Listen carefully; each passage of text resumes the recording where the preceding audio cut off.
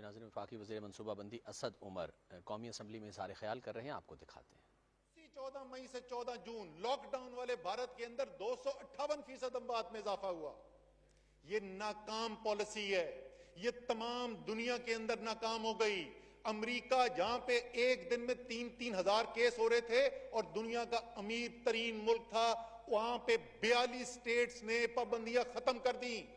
वो नहीं बर्दाश्त कर सके, लेकिन इनके पसंदीदा नरेंद्र मोदी के भारत में क्या हुआ, मेरे अल्फाज ना सुनिए। प्रणब प्रधान नाम है, बर्कले के अंदर ये पढ़ाते हैं, इकोनॉमिस्ट हैं। उन्होंने क्या कहा, by imposing one of the harshest covid lockdowns, दुनिया के सख्त तरीन लॉकडाउन लगाने की वजह से Modi has inflicted unprecedented damage on India's economy on the poor. Modi ने इंडिया की मईशत पे कारी जरब लगाई जिसकी कोई मिसाल नहीं मिलती, और खास तौर पे इंडिया के गरीबों के ऊपर। कुछ आदादो शुमार के मुताबिक, ये मैं नहीं कह रहा, ये प्रणब प्रधान कह रहे हैं, 12 करोड़ लोगों की रोजगार छिन गया। 12 करोड़ लोग। नतीजा क्या निकला, आधी आबादी, प्रधान साहब के मुताबिक, बर्कले के इकोनॉमिस्ट हैं, आधी आबादी यानी 65 करोड़ लोग जो हैं वो गुर्बत की लकीर से नीचे चले गए। और उनमें से वो कह रहे हैं with many approaching starvation levels, यानी भूख इतनी कि मौत का सामना है उनको। ये है वो स्ट्रेटेजी जो ये चाहते थे कि हम फॉलो करें। हमने क्या किया बेबी, मैं आगे जाके इसको बताऊंगा, लेकिन मैं फिर भी इंतजार करूंगा। मैं चाहूंगा कि वापस खड़े हो के कोई ना कोई तो अपोजिशन का लीडर पाकिस्तान के सफेद पोश और पाकिस्तान की गरीब की आंखों में आंखें डाल के बताए कि हम तो अमीर हैं, हम तो अरबपति हैं, करोड़पति हैं, हमें तो कोई फर्क नहीं पड़ता, हमें रोजगार मिलने के लिए बाहर जाना पड़े या ना जाना पड़े, लेकिन तुम्हें अपने घर में कैद कर देना चाहिए। बजट के ऊपर बात करते हैं जी। बजट पे ख्वाजा साहब ने कहा कि एक चीज से आपको पता चल जाएगा कि मईशत के अंदर क्या हुआ और इमरान खान की हुकूमत की कारकर्दगी क्या थी, और वो उन्होंने कहा कि रेवेन्यू के नंबर देख लें। हमाद अजहर साहब यहां बैठे हुए, ये भी रेवेन्यू के ऊपर बहुत काम कर चुके हैं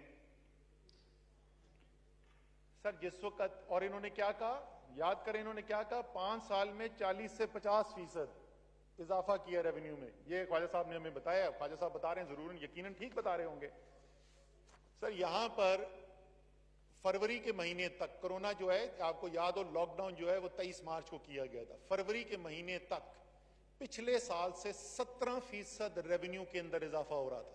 17%। ये किसी ने गलत बता दिया ख्वाजा साहब को कि उससे पहले जो है रेवेन्यू ग्रोथ नहीं थी। कोरोना ने क्या किया पाकिस्तान की मईशत के साथ, उधर तो उस पर तो आप आदादो शुमार आप मानेंगे नहीं। आज की रिपोर्ट पढ़ लें, अप्रैल के महीने में बरतानिया की मईशत 20% कम छोटी हुई है। तारीख में कोई नजीर नहीं मिलती। बरतानिया जैसा सैकड़ों साल पुराना मुल्क, आज तक तारीख में कभी एक महीने के अंदर 20% मईशत उनकी छोटी नहीं हुई। अमेरिका 4 करोड़ लोग जो हैं वो रोजगार से हाथ धो बैठे। बरतानिया की मैं पहले कहानी सुना चुका हूं। तो ये अब जो आदादो शुमार देख रहे हैं ये वो हैं जो कोरोना के बाद के हैं। फिर उन्होंने कहा कि तहरीके इंसाफ की जो अवाम में मकबूलियत है वो बिल्कुल खत्म हो गई, और इनके सपोर्टर जो हैं, बल्कि उन्होंने कहा ये जो लेफ्ट साइड पे बैठे हुए हैं ये भी जो है ना, ये भी अब डिफेंड करने के काबिल नहीं रहे। यही वो लोग हैं जिन्होंने 1996 से बोलना शुरू किया ये क्रिकेटर है इमरान खान, इसको क्या पता सियासत क्या होती है। 2002 में एक सीट थी, मुझे याद है मैं 2012 में, आज से 8 साल 8.5 साल पहले स्पीकर साहब मैंने पार्टी ज्वाइन की तो लोगों ने मुझे कहा तुमने असगर खान की पार्टी ज्वाइन कर ली है। मैंने कहा नहीं, मैंने तो असगर खान नहीं, मैंने इमरान खान की पार्टी ज्वाइन की है। उन्होंने कहा इसका भी अशर वही होना, ये तकरीरें करता रहेगा, इसको कुछ नहीं मिलेगा। 2013 में खैबर पख्तूनख्वा में हुकूमत बनाई। वो हुकूमत इतनी कामयाबी से चलाई कि वो सूबा जिसमें आज तक कोई, वो पूछ रहे थे अपनी कारकर्दगी बताओ, जरा अपनी कारकर्दगी बताते हैं। 5 साल हम यही सुनते रहे, खत्म हो गए, डूब गए, परवेज खटक नाकाम हो गया। अभी अंदर बैठे थे इधर, परवेज खटक चले गए, परवेज खटक नाकाम हो गया, ये तो सीट वापस नहीं मिलेगी। वो सूबा जिसमें दोबारा कभी हुकूमत दोबारा नहीं बनी थी, 2/3 अक्सरियत से वापस इलेक्ट होके आए।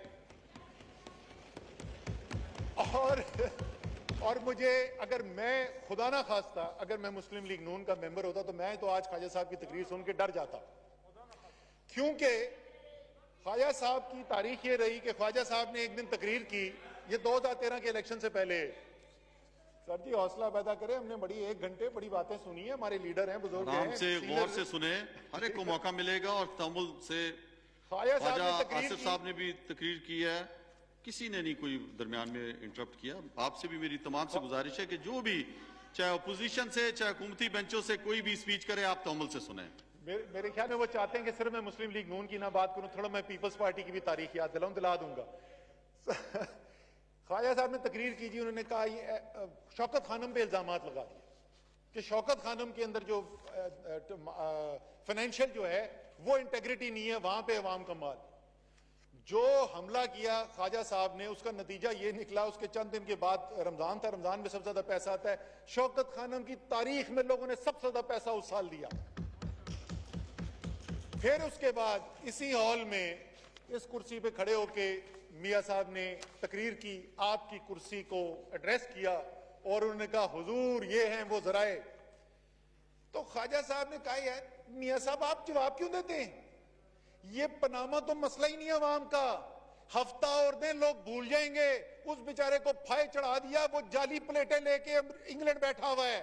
तो ख्वाजा साहब की दुआ जो है ना बड़ी खतरनाक होती है। आज तरीके साहब की कह रहे मकबूलियत खत्म हो गई है, मुझे डर ये कि मुस्लिम लीग नून को अगली इलेक्शन में सीट ही ना मिले। फिर ख्वाजा साहब ने एक बड़ा जायज सवाल पूछा जी, ये सवाल इनका बिल्कुल जायज था। इन्होंने कहा यार ये बताओ, कोरोना तो बाद में आया, मईशत तो उससे पहले तबाह हो चुकी थी। मैं रिपीट करता हूं, अल्फाज दोहराता हूं, उनका एक चीज ऐसी नहीं थी, एक चीज ऐसी नहीं थी जिससे पता चले कि मईशत बेहतरी की तरफ जा रही है। जनाब पहली चीज रेवेन्यू, मैंने जैसे पहले अर्ज किया 16.5% पिछले साल से ज्यादा चल रहा था, लेकिन ख्वाजा साहब कहते हैं एक चीज में बेहतरी नहीं। बाहर से बैरून मुल्क से जो सरमायाकारी की जाती है मुल्क के अंदर, वो पिछले साल से 2 गुना से ज्यादा थी, लेकिन ख्वाजा साहब को वो नजर नहीं आई। रिजर्व्स हमारे सेंट्रल बैंक के जो होते हैं वो रिजर्व में 50% का इजाफा था, लेकिन ख्वाजा साहब को नजर नहीं आया। वो रिजर्व बढ़ने की वजह से हमारे रुपए की कदर मुस्तहकम हो गई, बल्कि जो 163 164 पे पहुंच गया था वहां से वापस 154 155 में आ गया, लेकिन एक चीज की बेहतरी नहीं नजर आई। एक्सपोर्ट्स जो पाकिस्तान की तारीख का वाहिद हुकूमत कारनामा है, ये कोई और हुकूमत नहीं कर सकी।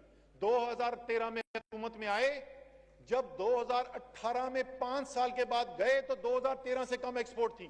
5 साल में वो एक्सपोर्ट सालाना बुनियाद के ऊपर 4.5% इजाफा हो रहा था, और जो लेटेस्ट महीना आया था उसमें पहली दफा 6 साल में डबल डिजिट ग्रोथ यानी 11% इजाफा हो रहा था।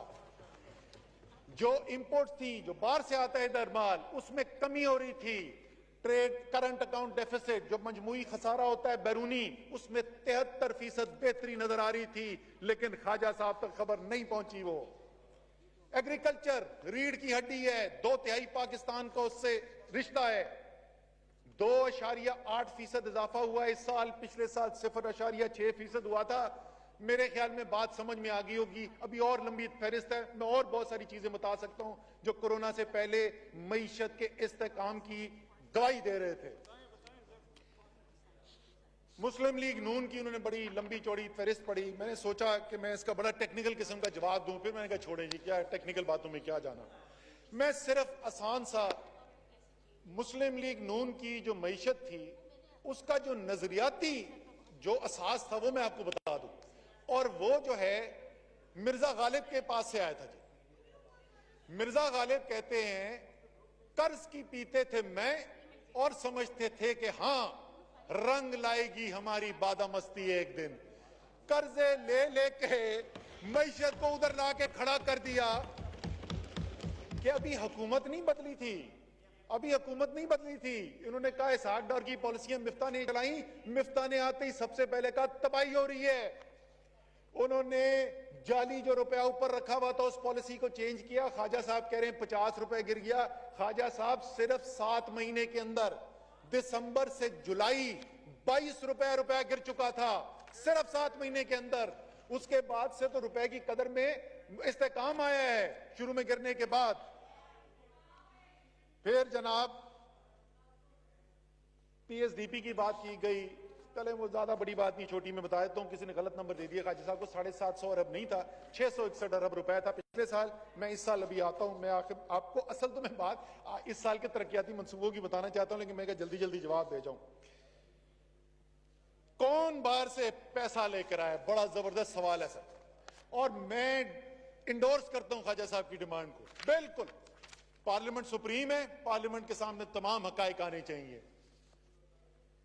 2014 2015 में आपको शायद याद हो, 2014 या 15 के अंदर डॉलर बॉन्ड किए गए थे, बाबर वान साहब को याद है।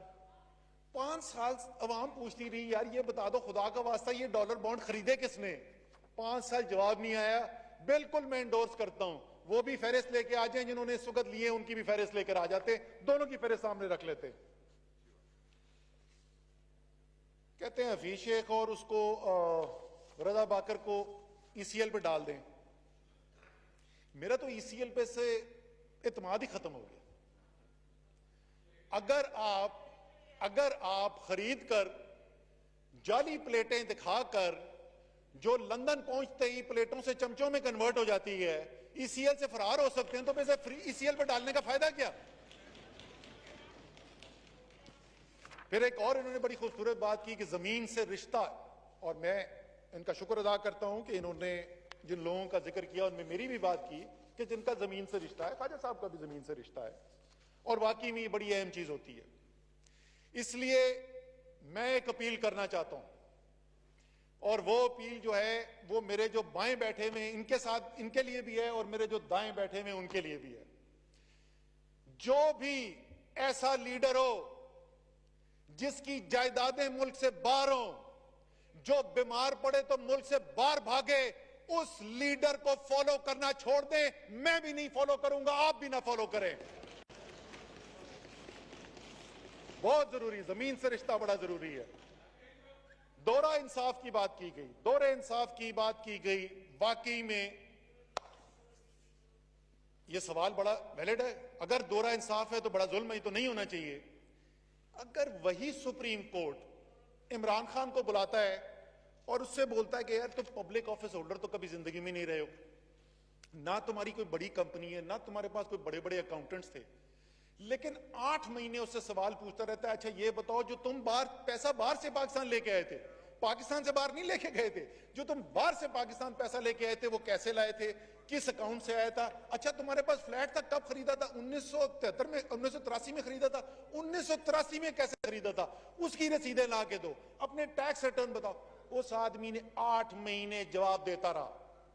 8 महीने जवाब देने के बाद सुप्रीम कोर्ट ने कहा इमरान खान सादिक भी है, अमीन भी है।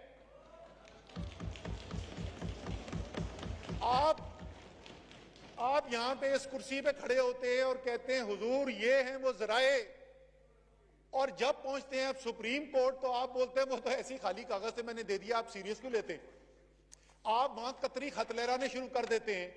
आपसे 1.5 साल पाकिस्तान और सुप्रीम कोर्ट, मुझे आखिरी दिन याद है एक जज साहब का, मैं नाम नहीं लूंगा, मेरे भाई जो मुस्लिम लीग नून के मेंबर है वो उनके बड़े करीबी दोस्त भी हैं, लेकिन उनकी ये दोस्ती से कोई ताल्लुक नहीं इस बात का, लेकिन वो बात मुझे अभी तक, उन्होंने आखिरी दिन पूछा कि हम आपसे महीनों से एक सवाल पूछ रहे हैं वकील साहब, आपका क्लाइंट हमें एक कागज तो दिखा दे जिससे आपका केस प्रूव होता है, एक कागज नहीं दे सके।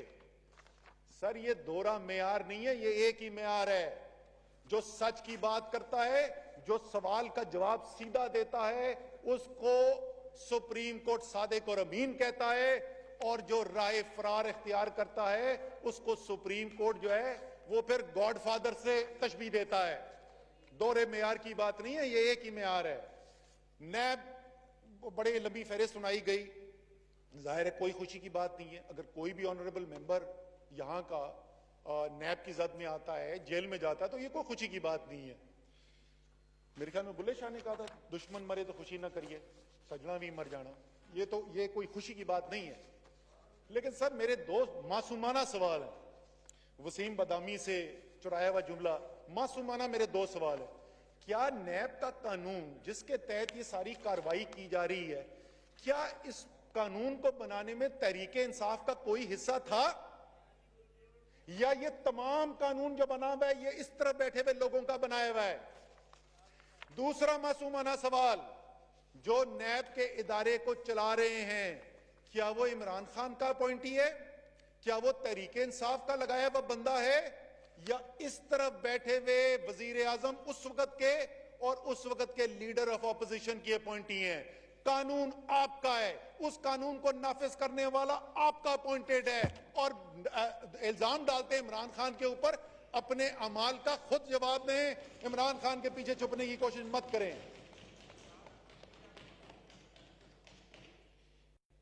एक और बड़ी खूबसूरत बात की ख्वाजा साहब ने, जो इक्तदार से मोहब्बत करते हैं वो बुज़दिल हो जाती है। बिल्कुल, सिर्फ इक्तदार नहीं, जो पैसे से मोहब्बत करेगा, जो इक्तदार से मोहब्बत करेगा, जो भी किसी दुनियावी चीज से मोहब्बत करेगा वो कमजोर हो जाता है, वो बुज़दिल हो जाता है, इसमें कोई शक की बात नहीं। और इसकी बेहतरीन मिसाल हमने 2 साल देखी। टीवी पे एंकर चला चला के थक गए, जो प्रोग्राम में जाते थे मुस्लिम लीग नून वालों को, उनको वही तकरीरें सुननी पड़ती थी। ख्वाजा आसिफ क्या कह रहे हैं उन फ्लैट्स के बारे में, उनके बारे में हुसैन नवाज ने क्या कहा, उनके बारे में चौधरी निसार ने क्या कहा, और पता नहीं किस किस लीडर ने क्या कहा। एक एक बंदा गवाही देता है कि ये फ्लैट मियां साहब के हैं, और मियां साहब एलानिया वहां पर खड़े होकर कह रहे हैं कि मेरा इन फ्लैट से कोई ताल्लुक नहीं। 2 साल ये चलता रहता है और कोई जवाब नहीं देता। तो वाकई में इक़्तिदार की मोहब्बत जो है बुज़दिल कर देती है। फिर उन्होंने कहा कि ये बड़ी, और ये तारीखी तौर पे ये हकीकत है कि बाप और बेटे का रिश्ता जो है ना, वो भी रास्ते में नहीं आता जब इक़्तिदार की जंग होती है। और वही हमने देखा। सर, जो बजट पे तकरीर की गई है उसी बजट की तकरीर का जवाब दे रहा हूं मैं, कोई इंडियन असेंबली की स्पीच का जवाब नहीं दे रहा। जो बातें की गई हैं उन्हीं बातों का जवाब दे रहा हूं। वो कहते हैं ये बाप ने बेटों को कत्ल कर दिया, बिल्कुल तारीखी हकीकत है। इसीलिए जब मियां साहब के इक़्तिदार की जंग आई, पहले उन्होंने अपने मरहूम वालिद को मनी लॉन्ड्रर करार दे दिया। उन्होंने कहा जी वो उनसे पूछो, वो 70s में उन्होंने मनी लॉन्ड्रिंग की थी। और जब बिल्कुल ही आखिर में केस फंस गया तो उन्होंने बच्चों के ऊपर बात डाल दी कि तो मेरे बच्चों के एहसास है। वाकई में बड़ा ये संगदिल होता है इक़्तिदार, ये ना बाप को देखता है ना बेटे को देखता है। इंटरव्यू देने की बात की सर, जिन्होंने सियासत में अपना मुकाम ही इंटरव्यू दे के बनाया हो, जिन्होंने अपना सियासत के अंदर मुकाम ही मेजर और कर्नल और ब्रिगेडियर के दफ्तर बाहर बैठ के और उनके लिए फल फ्रूट ले जाके बनाया हो, उनको वाकई में हर शख्स ऐसे ही लगता है कि वो इंटरव्यू दे के आया है। इमरान खान 22 साल की स्ट्रगल के बाद इधर पहुंचा है। उसने आपको टेक ऑन किया है, उसने हर पाकिस्तान के माफिया को टेक ऑन किया है, और पाकिस्तान की अवाम की ताकत पर इस इक़्तिदार में पहुंचा है।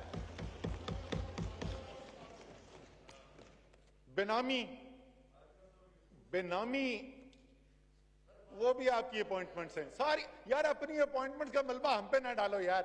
अच्छा जी, फिर बेनामी कहते हैं जनाब, मुझे तो मैं सरप्राइज हो गया, कहीं पता नहीं कोई मियां शहबाज शरीफ के साथ कुछ थोड़ा शायद टेंशन ना चल रही हो। सर अभी उनके नौकरों के अकाउंट्स में से अरबों रुपए निकले, इसको बोलते हैं बेनामी। ये कानून की डेफिनेशन है बेनामी की। तो वाकई में बेनामी बड़ी खतरनाक चीज होती है, और जो बेनामी काम करते हैं अब वो पाकिस्तान के कानून के मुताबिक मुजरिम भी है। पहले ये कानून नहीं था, अब कानून के मुताबिक मुजरिम है। एजुकेशन हेल्थ का बांग्लादेश का जिक्र किया। मैं आखिर में बड़ा क्विकली सिर्फ 5 मिनट लूंगा, मैं हाईलाइट्स बताऊंगा आपको हमारे अगले साल के मंसूबों की, उसके अंदर मैं इसका जवाब दे दूंगा। इंपीरियल की स्टडीज, सर मुझे एक चीज पे बड़ा इतराज है। बहुत सारी बातें भी जो तनकीद की ख्वाजा साहब ने, ये ख्वाजा साहब की दिल की आवाज है, इनकी सोच है, मैं उससे इख्तलाफ कर सकता हूं। ये ख्वाजा साहब की सोच है और इनको एक हक बनता है, और एक आजाद शख्स के होते हुए इनकी सोच जो है वो मैं उसका एहतराम करता हूं। मैं उससे इख्तलाफ करता हूं लेकिन मैं एहतराम करता हूं। ये जो पाकिस्तान के अंदर एक गोरे की ज़हनी गुलामी जो है ना, इंपीरियल ने स्टडी छाप दी, अब वो सब जो है सुबह से लेके शाम तक। सर हमें इस बात में कोई शर्म नहीं है, हम ज़हनी तौर पे गोरे की गुलामी करने के लिए तैयार नहीं है। हमारे अपने Pakistani scientist world class data analyst, artificial intelligence के एक्सपर्ट्स, एपिडियोमोलॉजिस्ट फोरकास्ट करते हैं। फोरकास्ट अभी तक बिल्कुल मौसर साबित हो रही है, कंजर्वेटिव रखे करते हैं, उससे कम होता है। हमारे आदाद शुमार जो होते हैं हम उस पर यकीन रखते हैं, हम किसी गोरे की हुई स्टडी के ऊपर यकीन नहीं रखते। पिछले 3 महीने के इमरान खान के बयानात पे ख्वाजा साहब ने कहा साइकेट्रिस्ट से पूछना चाहिए। सर मुझे नहीं पता साइकेट्रिस्ट क्या कहेगा, मैं तो साइकेट्रिस्ट नहीं हूं, मुझे तो ये नहीं पता साइकेट्रिस्ट क्या कहेगा। हाँ मुझे ये जरूर पता है कि अब से कुछ हफ्ते पहले कोरोना को शुरू हुए तकरीबन 2-2.5 माह हो चुके थे, तो एक सर्वे कराया गया और एक ऐसी कंपनी ने कराया जिसको कोई इमरान खान के साथ रिश्ता नहीं है, बल्कि आमतौर पे पीटीआई वाले समझते हैं कि वो सर्वे कराने वाली कंपनी पीटीआई की हक में नहीं है, मुस्लिम लीग के नून के हक में। उस सर्वे के मुताबिक हमें यह पता है कि पाकिस्तान के अवाम क्या समझते हैं कि इमरान खान ने पिछले 3 महीने क्या किया है। 82% पाकिस्तान के अवाम ने कहा कि इमरान खान बिल्कुल ठीक कर रहा है जिस तरीके से कोरोना की जंग लड़ रहा है। बिलियनियर्स हु फ्लेड पाकिस्तान के जी भाग गए, अरबपति जो हैं वो भाग गए। बाकी सर बाकियों को तो पता नहीं, एक आजकल अरबपति जरूर हैं जो हमें कॉफी पीते हुए और चहलकदमी करते हुए लंदन में नजर आते हैं, तो उनको यकीनन वापस आना चाहिए। उनके मुल्क में मुश्किल हालात हैं इस वक्त, उनको यहां होना चाहिए। एक मैं माफी मांगना चाहता हूं, मेरे ख्याल से मेरे बड़े भाई के बहुत दोस्त भी हैं जी, तो मैं सियासी मुखालफत अलग लेकिन इनका जाती तौर पे एक एहतराम भी है। तो मैं एक इन्होंने बात की थी जिसमें मैं हंस पड़ा था, जो मुझे नहीं करना चाहिए था। उन्होंने कहा हम देंगे जनूबी पंजाब। ख्वाजा साहब 1983 से लेके 2018 तक 35 साल या वफाक में, ये सूबे में और कई मुकामात पे दोनों पे आपकी हुकूमत थी, इंतजार किस बात का था? 35 साल गुजरने के बाद खुदा का वास्ता ये ना कहे हम देंगे, इंशाल्लाह देंगे सर, इंशाल्लाह देंगे सर। आखिरी 3 चीजें छोटी छोटी मैं क्विकली कह दूं, आखिरी 3 चीजें मैं छोटी बोल दूं और उसके बाद 5 मिनट लूंगा सिर्फ मंसूबों के ऊपर। कराची और फैसलाबाद में उन्होंने कहा कि बहुत बेहतरी की थी, बड़ी मेहनत की, और कराची और फैसलाबाद के अवाम के लिए बिजली भी वहां पर बेहतर की, अमन अमान भी वहां पर लेके आए। और ये सब करने के बाद कराची और फैसलाबाद के अवाम क्या ख्याल रखते थे इनकी कारकर्दगी का? 21 में से 14 सीटें कराची ने तहरीक इंसाफ को दी और फैसलाबाद शहर की 4 में से 4 सीटें फैसलाबाद ने पीटीआई को दी।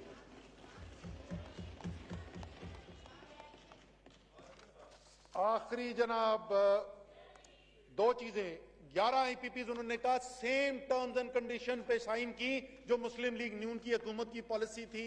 किसी ने गलत ये खबर पहुंचाई है, ख्वाजा साहब जाके चेक कर लें। जो इस हुकूमत में रिन्यूएबल के मायदे तय हो रहे हैं, ये पिछले साल की अप्रूव्ड पॉलिसी जो थी उसके अंदर जिस रेट पे मंसूबे होने थे उससे आधी से भी कम है और कुछ 1/3 पे हैं।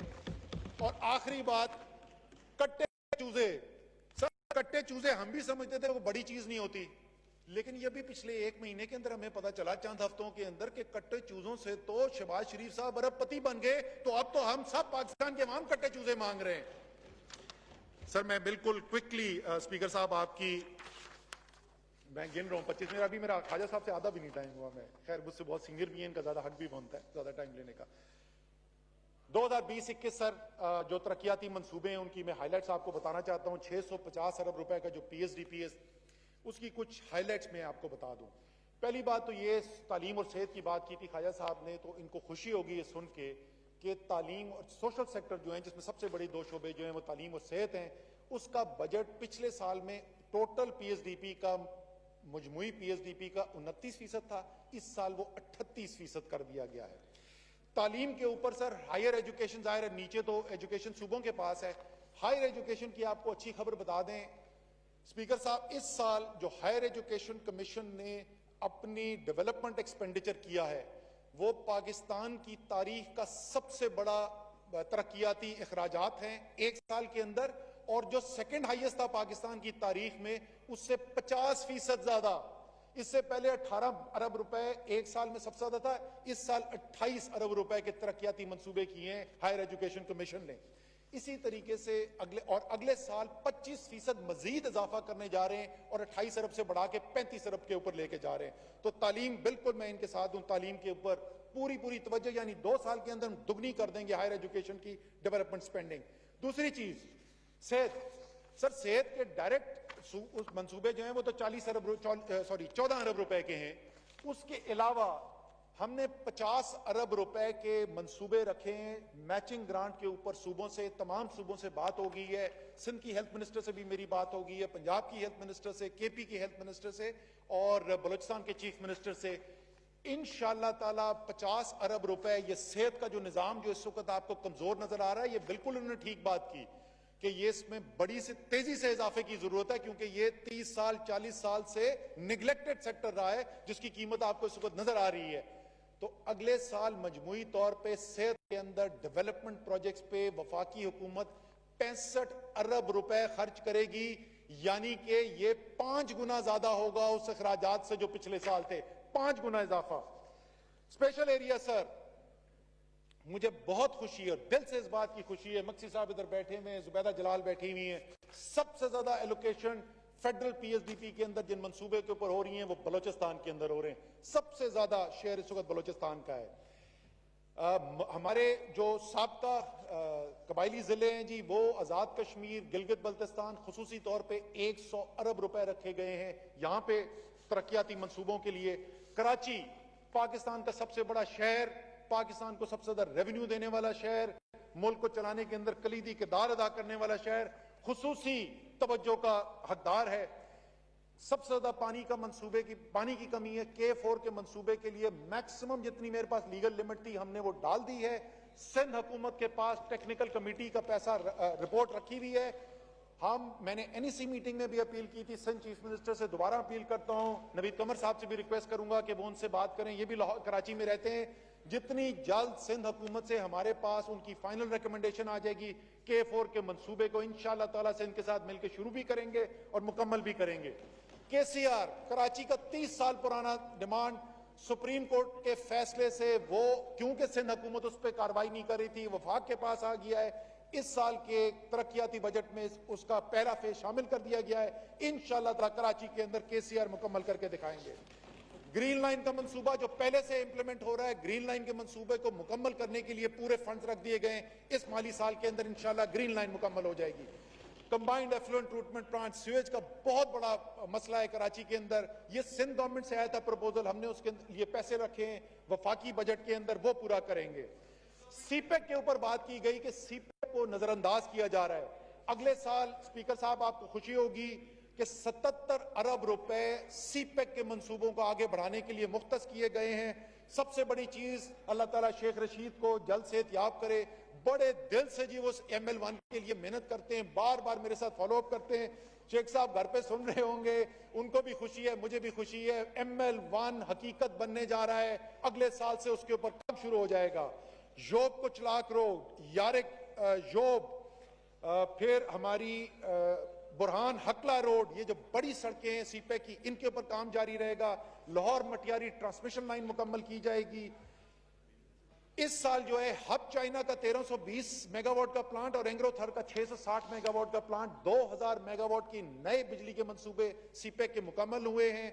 इसके अलावा टपाल इलेक्ट्रिक का 330 मेगावाट का फाइनेंशियल क्लोज हुआ है और थर की ब्लॉक 1 की 7.8 मिलियन टन की माइनिंग के प्रोजेक्ट का फाइनेंशियल क्लोज हुआ है। और आखिरी चीज सीपेक के अंदर 3 स्पेशल इकोनॉमिक जोन, बिकॉज हमें सनत लगानी है, लोगों को नौकरियां देनी है। फैसलाबाद, रशकाई, बोस्तान बलोचिस्तान में, रशकाई खैबर पख्तूनख्वा में 3 स्पेशल इकोनॉमिक जोन्स की मंजूरी दी गई है और उनके ऊपर फिजिकल काम शुरू हो चुका है। तो ये सीपेक की प्रोग्रेस है जी। सेकंड लास्ट चीज, सिंध के अंदर इस वक्त एक बहुत बड़ी डिमांड है और बड़ी जायज डिमांड है। पूरे पाकिस्तान में मोटरवे कंप्लीट हो गई है, लेकिन सक्कर हैदराबाद का पोर्शन जो है वो मुकम्मल नहीं है। पब्लिक प्राइवेट पार्टनरशिप के अंदर PPP अथॉरिटी जो बनी है, जिसको मैं चेयर करता हूं, उसने जो पहला बड़ा मंसूबा जिसकी मंजूरी दी है, 206 अरब रुपए का मंसूबा है, वो हैदराबाद से सक्खर का मोटरवे है। इंशाल्लाह ताला उसके ऊपर इस साल काम शुरू हो जाएगा और 50 अरब रुपए इस साल इंशाल्लाह उसके ऊपर अखराजात भी आ जाएंगे। आखिरी चीज पानी। और पानी के अंदर क्यों जरूरी है। 2/3 पाकिस्तान ज़राअत के ऊपर इन्हिसार है और ज़राअत की जो सांस लेना जो है वो पानी पर मुनहसर है। बदकिस्मती से हमने इसको निगलेक्ट किया है, ये जो है ये निगलेक्ट का शिकार रहा है। आपको खुशी होगी और मेरे ख्याल में स्पीकर साहब, क्योंकि आपकी भी बड़ी जिद्दोजहद है जहां पे हम आज पहुंचे हुए हैं, आपको फख्र भी होगा ये सुन के कि इमरान खान की हुकूमत ने पाकिस्तान की तारीख में ये पहली दफा हो रहा है 3 बड़े हाइडल प्रोजेक्ट एक वक्त में इस वक्त काम हो रहा है उनके ऊपर।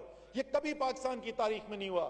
दियामीर बादशाह डैम, मोमन डैम, दासू डैम, मजमूई तौर पर 7,460 मेगावाट बिजली की कैपेसिटी, 7,460। ये कागजों के ऊपर तो कोई 100 दफा हो चुके हैं, ग्राउंड पे काम पहली दफा शुरू हो रहा है। बलोचिस्तान के अंदर पानी की जरूरत भी है और मेरे ख्याल में, और बलोचिस्तान के जितने हमारे रिप्रेजेंटेटिव्स भी यहां बैठे हुए इनको पता है, बहुत बड़ा पोटेंशियल भी है वहां पे। अगर हमने लोगों की जिंदगी बेहतर करनी है, उनको आमदनी दिलानी है, ज़राअत बहुत बड़ा किरदार अदा कर सकती है, लेकिन पानी की कमी है। इसलिए कच्ची कैनाल का जो आगे डेवलपमेंट वाला जो फेज है जी, वो इसके अंदर शुरू हो रहा है और इंशाल्लाह इसको मुकम्मल किया जाएगा। और 2 पुराने डैम जो बहुत अरसे से रुके हुए थे, नौलंग डैम और विंदर डैम जो है, वो दोनों उनकी अप्रूवल हुई है, वो दोनों पे इंशाल्लाह ताला काम शुरू होगा और साल के दरमियान कोशिश करेंगे इनकी एलोकेशन भी बढ़ाएं, फंडिंग भी इनकी बढ़ाए। सिंध में कोटरी के डाउन स्ट्रीम जो लोग जानते, नवीद कमर साहब बहुत अच्छी तरीके से इस बात को जानते हैं, सी वाटर इंक्रोचमेंट हो रही है, वहां पे फ्रेश वाटर की कमी होती है कई सालों के अंदर। Downstream of Kotri barrage Sindh barrage बनाने का मंसूबा है, उसकी फिजिबिलिटी के पैसे शामिल कर दिए गए हैं। इंशाअल्लाह ताला वो फिजिबिलिटी मुकम्मल होगी और ये मंसूबा जो सिंध की कोस्टल बेल्ट के लिए खासतौर पर इंतहाई जरूरी है, उसको मुकम्मल किया जाएगा। और आखिरी मंसूबा जिसका मैं जिक्र करना चाहता हूं, खैबर पख्तूनख्वा के अवाम की जी ये हक है कि उनको भी अपना इरसा का जो पानी का वाटर रिकॉर्ड के मुताबिक पूरा है शेर, वो पूरा मिले। शगुफ्ता जवानी साहबा, मोहतरमा, आप इतनी जोर जोर से नारे लगा रही हैं, बगैर माइक की आपकी आवाज पूरे हॉल में गूंज रही है। आप सबर से सुने, सबर से सुने प्लीज, सबर से सुने जी सर, वो सबर से सुने आप। बिल्कुल शुक्रिया स्पीकर साहब, लेकिन शगुफ्ता जुमानी का वो कहते हैं ना, हक नमक हलाली करनी चाहिए। इन्होंने हमें बहुत अच्छा ये नोज कैफेटेरिया के अंदर बहुत हमारा ख्याल रखती थी, तो इनकी कोई बात नहीं। सर, चश्मा राइट बैंक कैनाल का प्रोजेक्ट डिया खान के अंदर जमीन मौजूद है, खैबर पख्तूनख्वा के अवाम का हक है। इंशाअल्लाह ताला वो बहुत अरसे से नेग्लेक्टेड प्रोजेक्ट जो है उसके ऊपर हमने काम शुरू करना है, फिजिबिलिटी मुकम्मल करनी है। ये सब इमरान खान साहब की उस सोच की नतीजा है जिसका मुतालबा ख्वाजा आसिफ कर रहे थे। ख्वाजा आसिफ ने बिल्कुल कहा कि अगर कहीं और से पैसा काटना भी पड़े तो आप तरक्याती काम को फिर भी ना कम करें। मैं वो एग्जैक्ट चले आपको अमाउंट नहीं बताता, लेकिन जो शुरू में बजट बना था यो अमाउंट इससे कम थी, इससे बहुत कम थी। और वो जो उसके अंदर तरक्याती मंसूबों के लिए पैसा बढ़ाया गया वो मैंने नहीं बढ़वाया, वो खुद इमरान खान ने कहा कि कुछ भी हो जाए इस वक्त हमने अपना तरक्याती अमल को सुस्त नहीं होने देना, चाहे कहीं और से पैसा काटना पड़े वो काट लो। इसीलिए उन्होंने 120 अरब रुपए दोबारा इजाफा कराया। इंशाअल्लाह ताला वो कह रहे थे एक ईंट कहीं दिखा दे, हम इनके दौरों का इंतजाम कर लेंगे। एक ईंट नहीं, पाकिस्तान के एक कोने से आखिरी कोने तक ईंट ही ईंट इनको दिखाएंगे। पाकिस्तान जिंदाबाद। बहुत शुक्रिया जी। वज़ीर मनसूबाबंदी असद उमर कौमी असम्बली में इजहार ख्याल कर रहे थे। उनका कहना था कि सख्त लॉकडाउन की पॉलिसी कहीं भी पूरी दुनिया में कामयाब नहीं हुई। अमरीका की मिसाल हमारे सामने है। दुनिया के अमीर तरीन मुल्क में भी 40 रियासतों ने हुकूमतदूली करते हुए लॉकडाउन में नरमी की। भारत में भी ये तजर्बा जो है वो बुरी तरह से नाकाम रहा है।